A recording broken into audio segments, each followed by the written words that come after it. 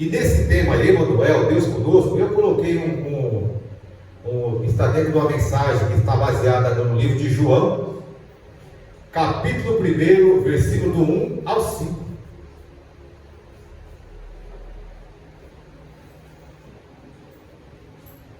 Aleluia. Vou ler para ser breve, que hoje tem ceia também do Senhor. Maravilhoso demais. Diz assim a palavra do Senhor, já está no telão, no telão para ver a mesma versão.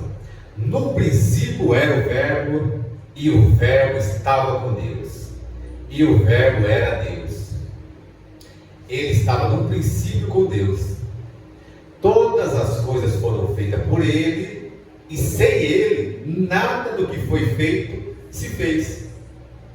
Nele estava a vida, e a vida era a luz dos homens.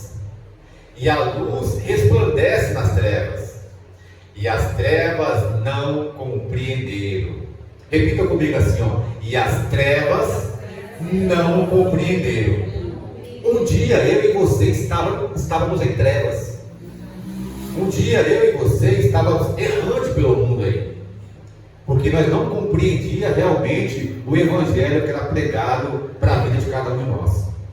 Andávamos errantes, andávamos fazendo uma vida totalmente fora da vontade do Senhor, e nós mesmo vendo Deus agir, assim como o pastor Vinícius falou, que quem enxerga Deus, uma pequena flor, enxerga Deus, enxerga a grandeza do Senhor.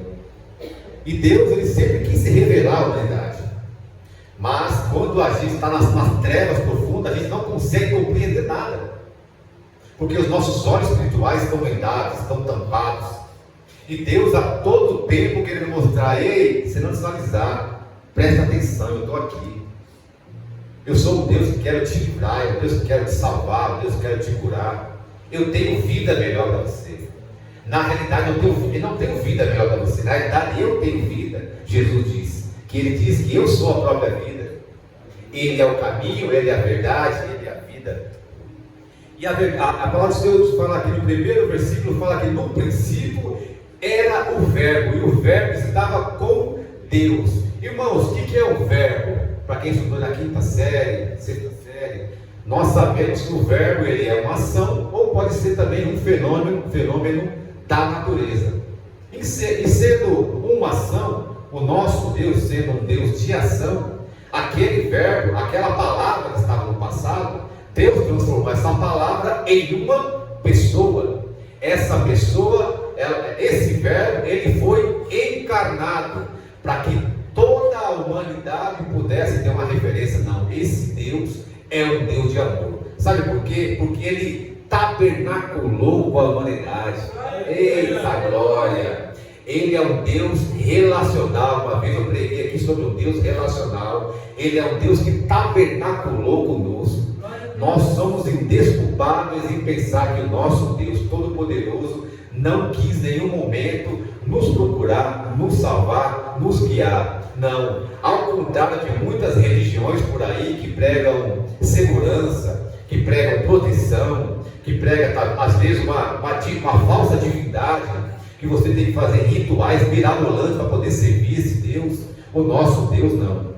O nosso Deus é um Deus de amor. Hoje em dia Ele quer só que você entregue a sua vida, que você acha que é sua, que entregue para Ele. Na realidade, todos nós aqui, todas as nossas vidas já é dele, mas o que Ele quer é nos guiar. Aleluia. Desde o começo até o fim da nossa vida. E esse Deus, que é um Deus relacional, um Deus que se fez carne, Ele estava no princípio lá com Deus. Antes de tudo acontecer, Deus já existia. Jesus Cristo de Nazaré já existia. Sabe por quê? O nosso Deus, sabendo que iria fazer o ser humano, eu creio que já sabia que o ser humano ia pecar. E muitos devem pensar assim: ah, mas se Deus já sabia que nós iríamos pecar, por que então fazer a humanidade? Por que então fazer o diabo que sabia que ele ia errar? Porque, irmãos, Ele fez cada um de nós por causa do amor. Você que é pai, você que é mãe, por que você teve seu filho? Que nem um dia eu estava conversando com a Jolie em casa, acho que com a Isadora, com a Cris. Irmãos, na realidade, o filho, se nós formos ver, a grosso modo, Não tem vantagem nenhuma, Vinícius. Antigamente, sim, os pessoal procriavam, faziam muito filho para poder ajudar ali na renda da família, né? Faziam-se muitos filhos para poder ajudar. E hoje em dia, não. Hoje em dia, as pessoas querem ter o menos filho possível, ou até nem querem ter filhos, porque na realidade dá trabalho. Você tem que trocar fralda. Se de repente o seu filho nasce com probleminha, você tem que usar um leite especial. Você tem que cuidar dele. E tem muitos filhos por aí que até 30, 40, 50 anos não dá trabalho para pai e mãe. Vive embaixo da saia do pai e mãe. Quer dizer, não dá muito em relação ao lucro, não, só dá prejuízo, problema. A grosso modo falando. Mas por que nós temos filho? Porque nós amamos ele. É por amor que nós temos filho. É por amor. Aquele pai, o filho pródigo, tinha filhos e um resolveu sair. Mas ele poderia muito bem falar assim, ó, sabe de uma coisa? Você saiu porque você quis, vamos seguir a minha vida. Filhinho, ó, o seu irmão lá resolveu sair e vamos tocar nossa vida aqui. Não, mas por amor, ele esperou o filho voltar. E quando o filho voltou, ele fez o quê? Deu pior? Não, ele deu o melhor. Sabe por que é amor, gente? Quando nós acontecemos alguma coisa em relação à nossa família, à nossa parentela, a gente fica furioso, a gente quer brigar, a gente quer matar, porque é um dos nossos, é amor envolvido, é sangue correndo na veia. E por muitas vezes a gente quer defender, quer brigar sim, por causa de amor. Às vezes o infeliz nem merece aquilo, mas por causa do amor a gente faz. E o nosso Deus, ele fala aqui no versículo 3 que todas as coisas foram feitas por ele, e sem ele nada do que foi feito se fez. Aleluia. Irmãos, quando ele fala todas as coisas, é realmente todas as coisas. Como eu falei para você, por que ele iria fazer o diabo sabendo que ele iria errar? Deus, quando faz todas as coisas, incluindo os anjos, incluindo a humanidade, ele faz por amor. E ele faz no sentido assim: eu não vou fazer robôs, eu vou fazer pessoas que podem pensar. O fato dele saber o que vai acontecer não tira de você, não tira de mim a responsabilidade dos nossos atos. Nós somos responsáveis por nossos atos. Ele é Deus porque ele sabe de todas as coisas, mas a responsabilidade da minha vida e da sua vida é direcionada a nós. É nós que temos a livre escolha. E Deus, quando fez todas as coisas, ele fez a possibilidade de existir o mal. Ele construiu aquela fruta. Por que ele construiu aquela fruta no meio do jardim? Porque deu ao ser humano a possibilidade de errar, e nós escolhemos errar. Então, independente do que Deus criou, nós temos as nossas escolhas. E aqui no versículo 4 fala que nele estava a vida, e a vida era a luz dos homens. Irmãos, quando se acende uma luz no meio das trevas, a intenção realmente é brilhar, iluminar o local. E as trevas que os homens viviam eram uma treva tão profunda que mesmo Jesus, que era a luz, os homens não conseguiram compreender. A palavra do Senhor fala que ele veio para os seus, mas os seus não o receberam. E nos deu a oportunidade, por causa deles que não aceitaram, abriu-se o leque. Falou: não, eu vou pregar, leva a palavra. Aquele que crê realmente, eu vou chamar de filho. Lá em João fala: aqueles que me receberam, vou dar o poder de ser chamados filhos de Deus. Aleluia! E isso aconteceu com nós, irmãos. E quando o Vinícius comentou comigo que iria trazer esse tema sobre Emmanuel, como eu falei no começo, não tem como sair da vida de Jesus. E nós que somos cristãos, nós temos a obrigação, nós somos, inadmissível a pessoa não saber falar sobre Jesus. O que eu perguntar para o pastor Vinícius sobre música, ele vai saber falar, porque ele é relacionado com música. Se eu perguntar para o pastor Paulo em relação à corretagem, ele vai saber falar, porque ele trabalha com corretagem. E para nós cristãos, se chegar para nós e falar assim, me fala um pouco desse Jesus aí que você fala que crê. Aí você vai falar, ai caramba, deixa eu ler com o pastor Vinícius, que eu não vi o devocional hoje. Pô, irmãos, já está 5, 6, 10, 15 anos na igreja e não consegue falar sobre Jesus.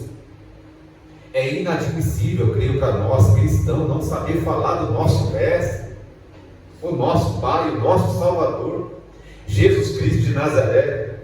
É inadmissível isso. E o ser humano, irmãos, ele sempre quis ter um contato antigamente com divindades. Ele sempre quis de alguma forma conhecer como é o sobrenatural. E muito antes de Cristo teve já adoração a outros tipos de deuses. Na Grécia Antiga, eu aprendi lá no estudo, você que não veio no estudo perdeu. Lá na Grécia Antiga era um povo politeísta, acreditava em vários deuses. Então o povo ali que era da Grécia Antiga acreditava em várias divindades. Tinha o Zeus, que era o Deus, rei dos reis, lá o pessoal colocava, eu coloquei aqui tinha até a mulher de Zeus, Herá, mulher de Zeus. Tinha tal de Poseidon, isso, pastor Vinícius, que era o Deus dos mares. Então o povo, ele sempre quis ter contato com o sobrenatural, e isso a humanidade faz até hoje. Outro tipo de religião que também queria ter contato com o pessoal, assim, com o sobrenatural, é o hinduísmo. Eu acho interessante o hinduísmo porque é aquele negócio sobre o karma. Você tem que ter se não for o karma, é seu karma. A sua vida está assim porque é o seu karma. E eles acreditam numa ressurreição após a morte. Eles pensam assim, não, se você não fez a sua obra completa aqui nessa terra, nesse momento, nesses anos de vida que você passou aqui, então como você não cumpriu, você vai voltar e vai cumprir. Quando você terminar de cumprir, aí você vai parar de ficar voltando e indo para a terra, indo e voltando. O hinduísmo prega isso. Olha a ideia dos caras. E se for parar e pensar assim, então quer dizer que Deus trabalha com reciclagem, né? Se não deu certo nessa vida, você vai voltar e vai parar. Não, Deus não trabalha com reciclagem. A Bíblia fala que morrendo o homem segue seu juízo. E tem muitas pessoas por aí acreditando em falsas religiões, falsas doutrinas. Quando a Bíblia fala que quando o homem morre segue seu juízo, isso quer dizer que todos que morreram não têm mais relação conosco, não tem mais essa troca de experiência conosco. Quando as pessoas invocam entidades, não é coisa boa que estão invocando, por mais que aparenta ali uma coisa boa espiritual, não é, porque é uma coisa ruim, porque o próprio inimigo, ele se transfigura em anjo de luz para poder enganar até os próprios escolhidos. Então tem muitas pessoas por aí, inclusive até crentes, indo no cartomante, querendo saber como é que é o futuro. Irmãos, só dizer para você uma coisinha aqui: Satanás, ele não sabe o futuro. Sabe por quê? Se ele soubesse o futuro, ele daria para você e para mim os 6 números da Mega Sena. Você pode ver que quando ganha a Mega Sena por aí, ganha 1, ganha 2. Se ele é bonzão, por que ele não sabe o futuro e fala para o pessoal o número da Mega Sena? Porque não sabe. A intenção de Satanás é realmente nos ludibriar, criar um espantalho para tirar o foco de Jesus. Estamos agora no mês de Natal, dezembro, comemoramos agora dia 25 de dezembro, o Natal. E qual que é o sentido de Natal para muitos por aí? É só apenas uma troca de presentes. É o Papai Noel, um bom velhinho andando e dando presente para o povo. Para nós não. Nós sabemos que o real sentido do Natal é Jesus Cristo. Morte, nascimento, depois morte e ressurreição de Jesus Cristo. No dia 25 de dezembro é comemorado ali o nascimento de Jesus.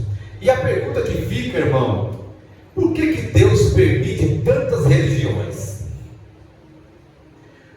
Por que Deus permite tantas religiões? Irmãos, O homem, depois ali da queda, lá onde eu falei para você no Éden, o homem ele fica sempre tentando estar no controle de algo. Quando houve o dilúvio, ali em Gênesis, se não me engano, Gênesis 7, houve o dilúvio, e mais um pouquinho para frente, lá em Gênesis 11, aí o povo de Noé começa a sair, e o que o pessoal faz? Começa a levantar uma torre. Olha só que beleza. Vamos agora, nós estamos no controle. Vamos levantar, fazer uma torre para chegar até o céu. Começaram a montar uma torre, tijolinho por tijolinho, tem até uma música, né? Legal, tijolinho por tijolinho, vai montando para chegar até o céu, porque eu quero receber uma glória que não vem de Deus. Eu quero fazer o meu projeto. Só que o nosso Deus vem e faz o que, pastor Vinícius? Espera aí, não, esse negócio aí está fora do meu propósito. E a palavra do Senhor fala lá em Gênesis 11, olha por favor, já, Gênesis 11, a partir do versículo 1. Eita, agora é isso. E era toda a terra de uma mesma língua e de uma mesma fala. Segue lá. E aconteceu que, partindo eles do Oriente, acharam o vale na terra de Sinar e habitaram ali. E disseram uns aos outros: eia, façamos tijolos e queimemos bem. E foi eles o tijolo por pedra e o betume por cal. Segue. E disseram: eia, edificamos nós uma cidade e uma torre cujo cume toque nos céus, e façamos o nome para que nós sejamos espalhados sobre a face de toda a terra. Então, olha só, Deus falou: esse negócio está muito espertinho no meu gosto, onde eles querem chegar? Não. Então desceu o Senhor para ver a cidade e a torre que os filhos dos homens edificavam. E o Senhor disse: eis que o povo é um, e todos têm a mesma língua, e isto é o que começam a fazer, e agora não haverá mais restrição para tudo o que eles intentarem fazer. Eia, desçamos e confundamos. Olha que interessante, desçamos. Por que o plural?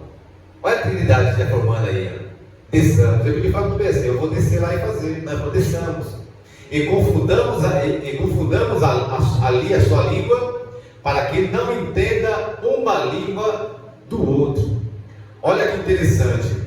Quando nós estamos fora do propósito do Senhor, aí tem confusão. Irmãos, como tem pessoas que adoram uma confusão, parece que atrai uma confusão. Irmão, quando está fora do propósito de Deus, tem confusão.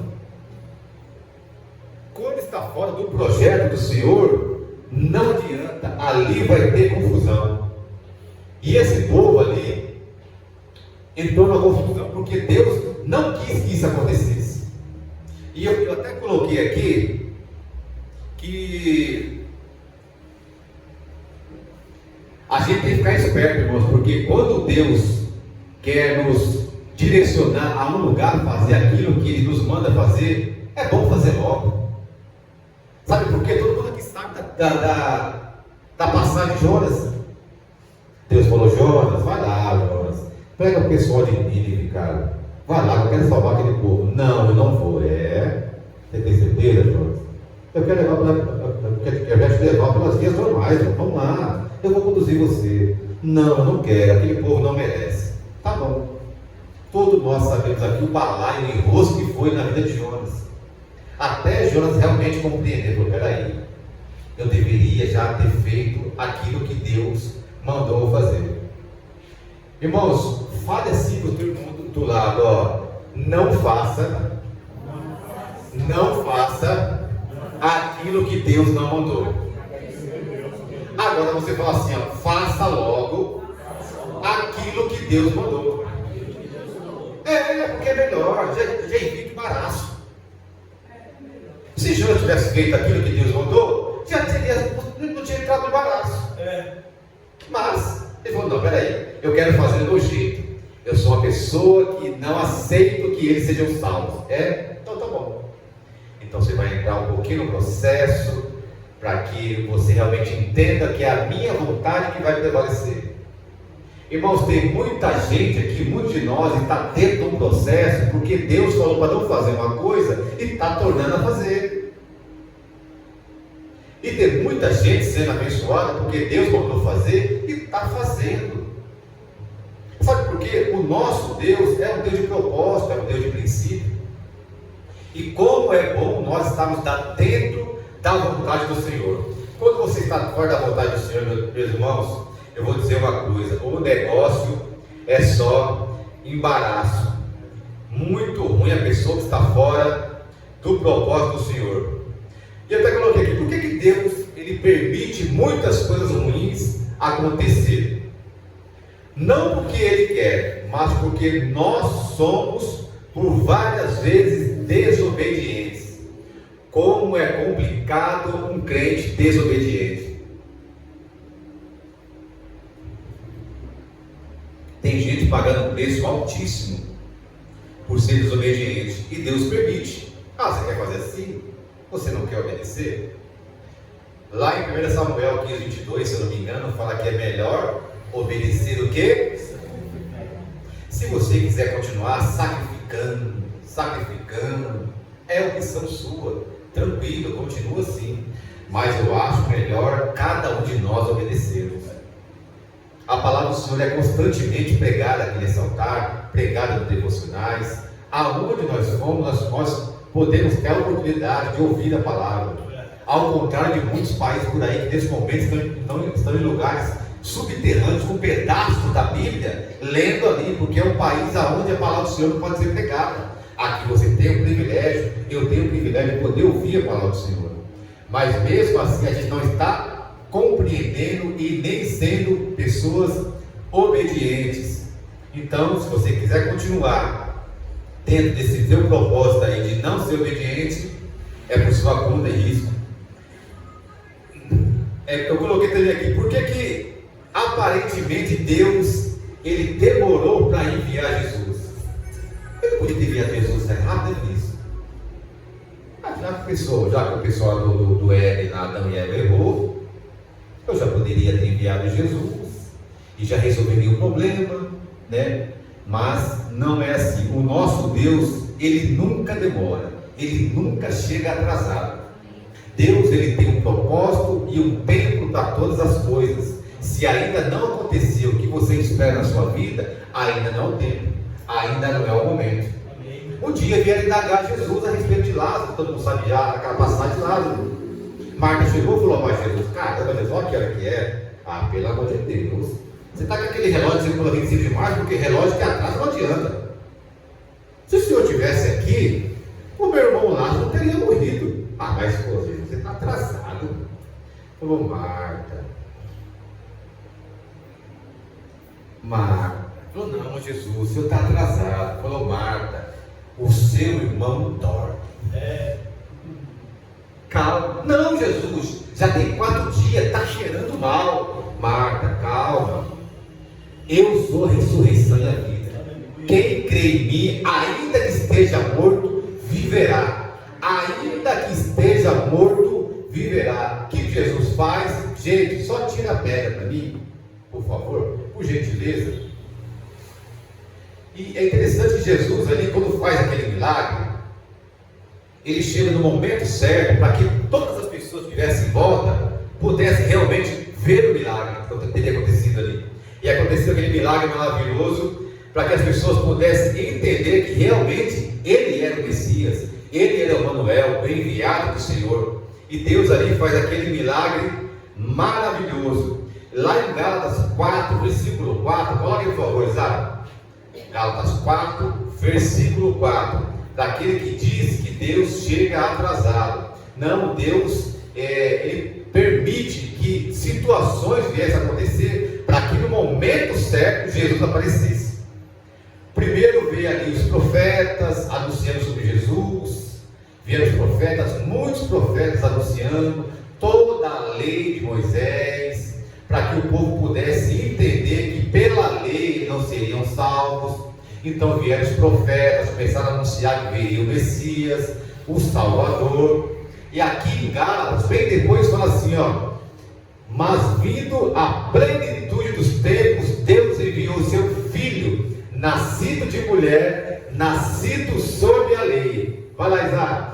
Para remir o que estava debaixo da lei, a fim de recebermos a adoção de filhos. Vai lá, Isaac. E porque sois filhos, Deus enviou aos vossos corações o Espírito de seu Filho, que clama: Abba, Pai. Aleluia. Só até aí, Isaac. No momento certo, tem a hora certa. Lá em Eclesiastes 3 fala que há tempo para todas as coisas debaixo do sol. Então, no momento certo, Deus age, Ele faz. Ali, Deus começa a fazer o impossível, que você pensa que Deus está atrasado. Não, Deus, Ele faz no momento certo e na hora certa. O nosso Jesus nasceu, assim como a minha esposa falou. Ele veio em carne, Ele tabernaculou no meio do teu povo, pregou e ensinou, mas mesmo assim não creram nele.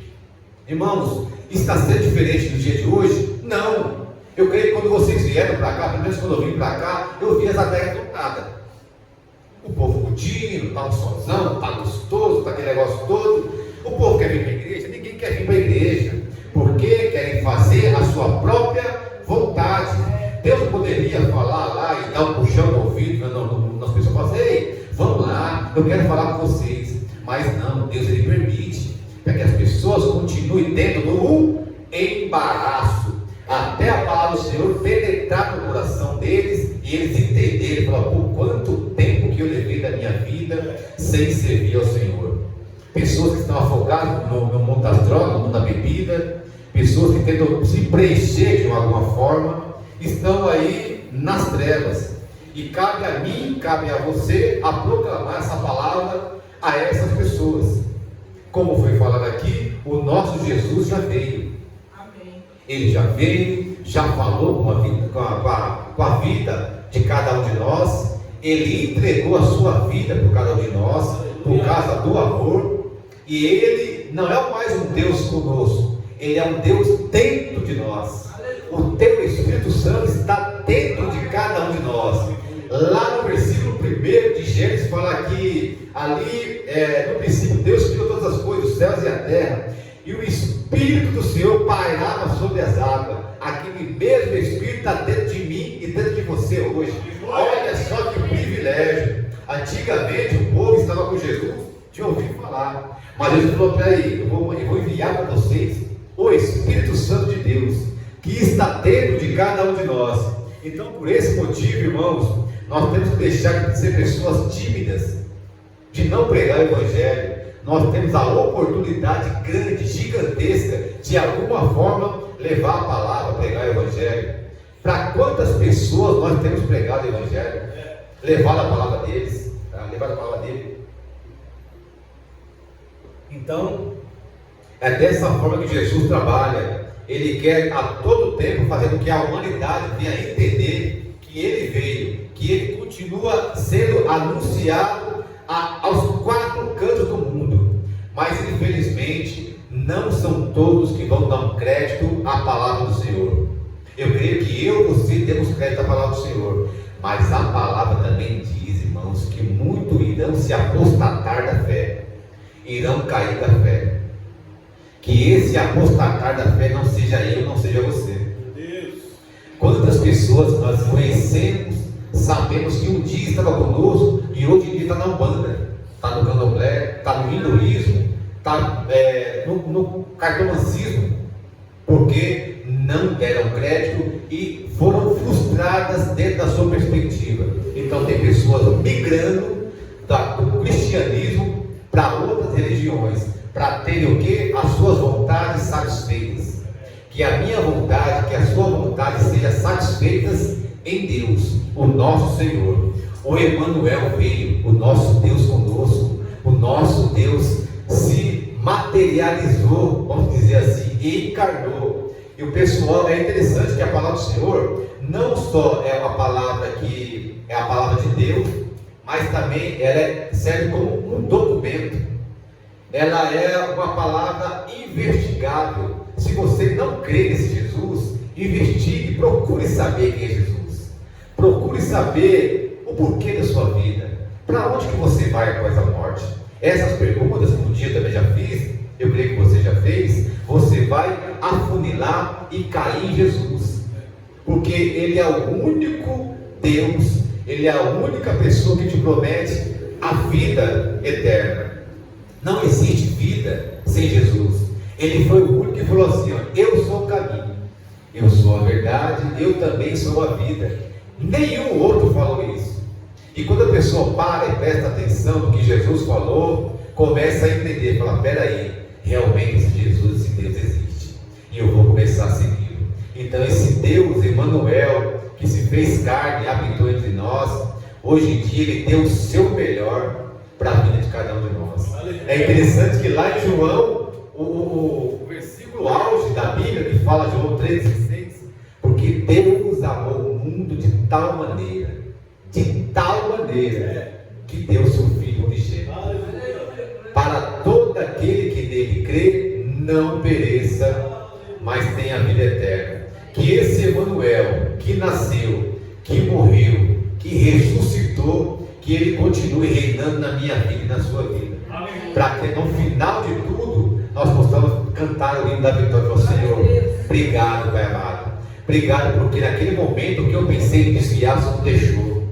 Obrigado, Pai amado, porque aquele dia lá que eu tive um livramento sem saber que era, comecei a resmungar, o Senhor me livrou. Senhor, obrigado, Pai, porque por várias vezes eu não compreendia a Tua palavra e pensava que o Senhor nem existia, mas hoje eu estou aqui com o Senhor, cantando o hino da vitória. Igreja, imagina aquele grande dia, irmãos, a roupa nossa ficar, Eliana, o povo perguntava: cadê a Eliana? Cadê o Macília? Cadê a Graça? Cadê o Vinícius? Cadê o Rafael? Cadê o Ney? Pastor Paulo? Todos nós que estamos aqui, gente, cadê aquele povo? Gente, nós estamos na glória com Deus. Podemos ter o arrebatamento aqui universal, mas se a cada um de nós formos arrebatados individualmente, nós estaremos com certeza com Ele. Assim como aquele ladrão da cruz lá que falou assim: Senhor, lembra de mim, Senhor. Lembra de mim no teu reino, quando você está no teu reino. Deus falou assim: é hoje, cara. Só aguenta mais um minutinho. Daqui a pouco você vai estar comigo. Oh, meu Deus do céu. Gente, esse dia vai chegar. Está difícil, suporta mais um pouco. Está complicado, não é coisa para você não. Não está complicado só para você que está ouvindo essa palavra, que vai ouvir daqui a pouco também essa palavra. Um outro dia, Deus está falando no seu coração, suporta um pouco mais. Não saia dos caminhos do Senhor. Persista, insista até o fim, que Ele tem o melhor para você. E o melhor que Ele tem para você não é carro, não é casa, é a vida eterna junto com o Senhor Jesus. Você que pode, fique de pé, vamos orar. Vamos agradecer esse Deus. E eu queria que você, irmãos, antes de orar, pudesse ouvir agora nesse momento que eu separei. Deus falou comigo fortemente no meu coração a respeito de uma música. Eu pedi até para o pastor Vinícius para ver se poderia colocar. Ele falou que pode. Então vamos ouvir junto essa música. Amém? Aleluia.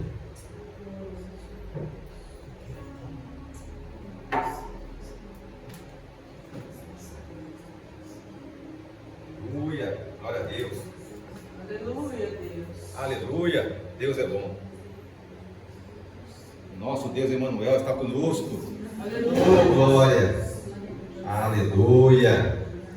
Louvor maravilhoso que Deus falou no meu coração. Falou: não, eu tenho que falar com o pastor Vinícius, colocar essa música, porque eu creio que vai falar com a igreja. E a igreja vai entender que realmente o nosso Emmanuel, Ele está conosco. Pelos séculos dos séculos. Aleluia. Oh, glória. Aleluia. Aleluia. Deus é bom.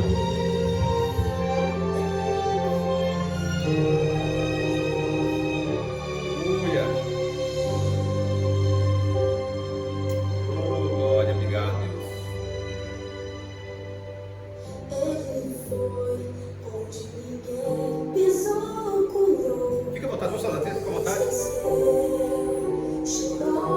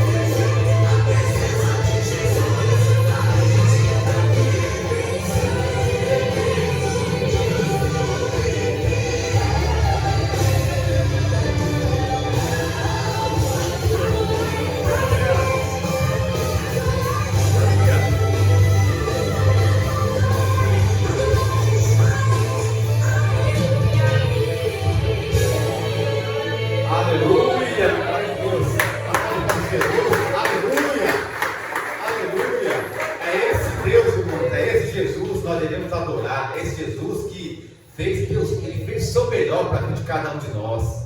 Ele é maravilhoso, indescritível, a palavra fala. Ele é indescritível. Ele deixou um mandamento, uma ordenança para nós, que é a ceia do Senhor. Daqui a pouco iremos ceiar. Lembrar um pouco daquilo que Ele fez, não do que nós fazemos. Lembrar do que Ele fez, por amor de cada um de nós. Amém? Deus abençoe a todos. Aleluia.